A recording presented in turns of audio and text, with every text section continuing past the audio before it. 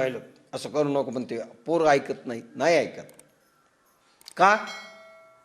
तुमच्या संतत्वाचं तेज नाही, किंवा त्याला तुम्ही संत वाटत नाही. लक्षात घ्या, वाणी तपश्चर्येचं तेज पाहिजे, ओज पाहिजे. त्याला बरोबर ठिकाण्यावर नेऊन ठेवील असा महातेज वाणीत असं आलेलं पाहिजे. त्याशिवाय शक्यच नाही.